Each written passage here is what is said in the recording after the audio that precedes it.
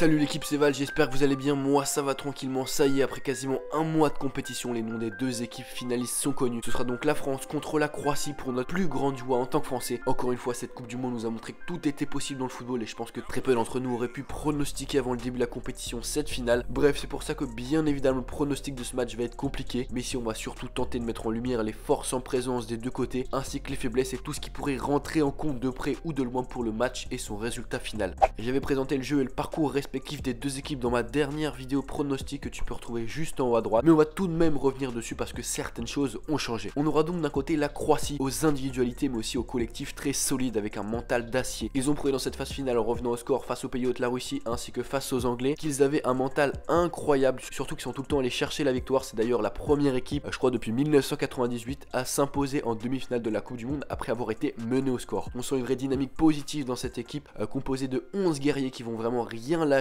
Ils l'ont d'ailleurs démontré hier face aux Anglais, ils se sont battus pendant tout le match. Défensivement ils sont très solides avec un duo Lovren-Vidia impérial dans les airs. Au milieu c'est techniquement très fort également, Modric, Rakitic ou encore Kovacic, c'est super propre. Offensivement Perisic, Mandzukic et Rebic, ça mitraille carrément. Après on peut noter deux grosses faiblesses côté croate qui pourraient jouer dans la balance pendant cette finale. Tout d'abord les Croates vont aborder cette finale plus qu'émoussés physiquement après avoir joué 3 prolongations depuis le début de la compétition. Déjà plusieurs fois au bord de la rupture face aux Anglais, les joueurs au damier vont très certainement peiner physiquement face à des Français beaucoup plus frais qui dans cette Coupe du Monde ont joué au total 90 minutes de moins que les Croates, et surtout les Français auront 24 heures de récupération en plus avant le début du match puisqu'ils ont joué leur match le mardi et les Croates le mercredi. Après bien sûr c'est une finale et le mental va être aussi voire plus important que les qualités physiques, mais ces minutes jouées en plus vont forcément compter dans le résultat final. D'autant plus que, et là on en vient à la deuxième grosse faiblesse côté croate, l'équipe au damier n'a clairement pas de profondeur de banc et c'est un gros problème à ce niveau là de la compétition. En effet la Croatie n'a que 14 ou 15 joueurs qui tiennent vraiment la route et ont le niveau Coupe du Monde. Après le reste ils ont vraiment un niveau très moyen. On l'a d'ailleurs vu face aux Anglais, les 4 entrants ont clairement eu du mal, ils ont un peu bégayé face aux Anglais. C'est d'ailleurs pour cette raison qu'il n'y a eu que très peu de changements dans le 11 croate dans ces phases finales, et ce manque de profondeur va sans aucun doute accentuer à nouveau le manque de fraîcheur physique des Croates pendant ce match, puisqu'en fait c'est quasiment tout le temps les mêmes joueurs qui ont joué, ils n'ont pas pu faire beaucoup tourner et ça va énormément peser dans la balance dans cette finale d'un point de vue physique. Surtout que côté français c'est tout l'inverse, puisque c'est bien défensivement avec Kimpembe, Mendy ou encore Sidibé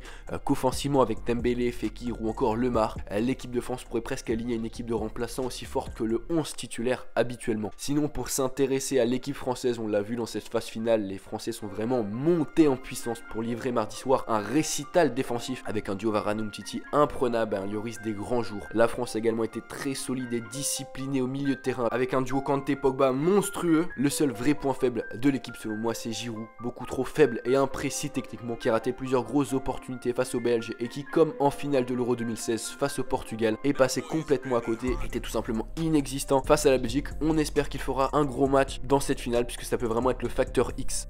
Bref, je pense qu'on va assister dimanche après-midi à un match très serré entre deux équipes avec du caractère qui ne lâcheront rien. Après, je pense vraiment que l'émoussement, oui ce mot se dit, t'inquiète, j'ai vérifié. Bref, je pense que l'émoussement physique des Croates va jouer en la faveur des Français. Et je vois donc la France s'imposer 3-1 face à la Croatie dimanche et donc soulever le trophée parce que je pense qu'individuellement et collectivement, on est légèrement plus fort que les Croates. Ajoutez à cela la fraîcheur physique et le surplus d'expérience, notamment avec la finale de l'Euro il y a 2 ans. Je ne nous vois pas perdre. Après, attention, on sait que tout est possible. On se rappelle d'il y a 2 ans et la désillusion. Il va falloir être concentré tout le match et faire ce qu'il y a à faire. D'ailleurs n'oubliez pas de me dire en commentaire vos pronostics, si vous êtes d'accord avec moi ou pas, si vous voyez la France gagner ou perdre, bref t'as capté ton pronostic. Voilà, c'est tout pour moi, je vous ai dit ce que j'avais à dire, ce que je pensais et mon analyse des faits. Maintenant place au jeu et à la finale dimanche en espérant voir un beau match, du beau football et une victoire à la fin parce qu'on en a marre que ce soit nos parents qui nous racontent les exploits de l'équipe de France. On a envie de vivre ça également les gars. Bref, c'était Val, l'équipe, peace.